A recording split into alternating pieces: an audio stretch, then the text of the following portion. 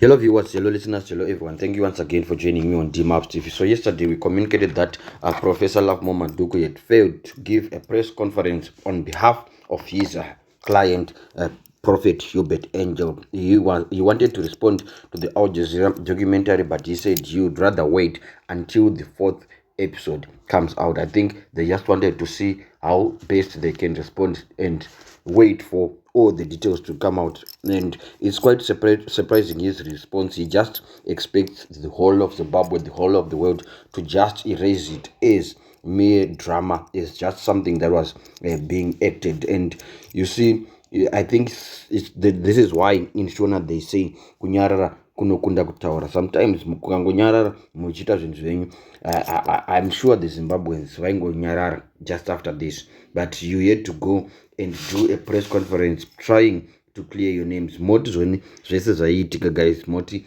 drama, and you expect Zimbabweans to just believe with it drama and just to move on with our lives. Guys, what really do you take us for? And I'm told that he is also threatening to sue everyone who reported on the documentary, including those from Al Jazeera. Of course, I'll leave you to watch the snippet from the interview, and also I expect you to share your thoughts towards this measure. Could it really be acting that they were doing? And the vese vaive madicos, the likes of Auxilia Mnangagwa, Henrietta Rushwaya, everyone, he's saying that they were decoys. And also he has released also a message saying that even the president's son was also a decay. So we just wait to see how Zimbabweans will take this, how the judiciary will take this, how even the police will take this, and even the Anti-Corruption Commission. We just wait to see what's next in this entire movie. Let me just leave you to watch the short video. Anokuoneka ine mfaro ndiniwenyu Honorable Madiva. Practice is that they were going to check what are called security checks. Who are they and so on. And these security checks need to be undertaken through the national intelligence framework of this country. So the intelligence framework of our country where they check.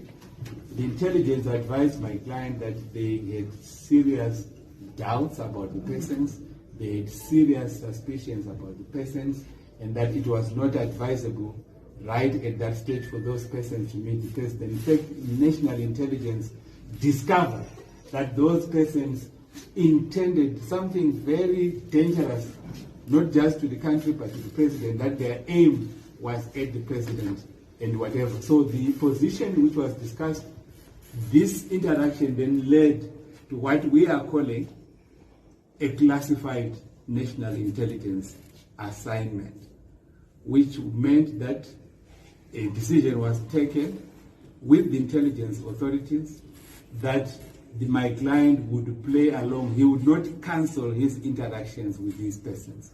He would meet them and meet them as if he was going to make arrangements for them to meet the president and for them to be able to do investments in Zimbabwe. So it was in the context of a national intelligence operation. Zimbabwe wanted to gain intelligence out of it, wanted to see how far its enemies could go and what their agendas were. And these were issues to do with that. That is the context. Now, I should emphasize at this stage that even as I'll give you a few more details in respect of that, so that I explain what my client is saying in respect of what is coming out of the documentary, that ordinarily these things are not told to the world. These things are not told to the public.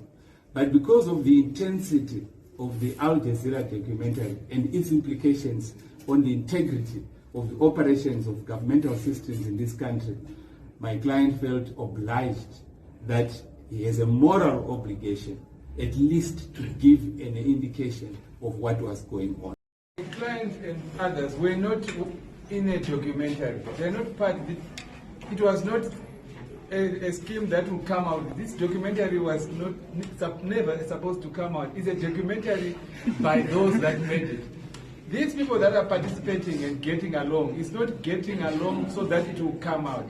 It's getting along so you get the intelligence. You frustrate what they want to do, but you also get the intelligence of what they intend to do, and that you never get such a thing happening, what people want to do determine.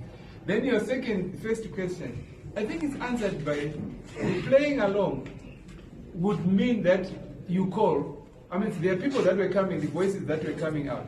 That means some people were called. But that was not for real. That's what we're meaning. I'm not sure who I answered. think one of those guys confirmed that the real call happened. You said that the way, you said that Joshua was never called. You picked the name, Joshua was never called. How about Joshua was to confirm that indeed I was called by angel? How will your client confirm? Well, look, I think the point I'm making is that the calls were decoys. As to who answered those calls or not, that's a different question. it's not a real, yeah, that's the point I'm making. Please, I need to get, yes, last question, I think.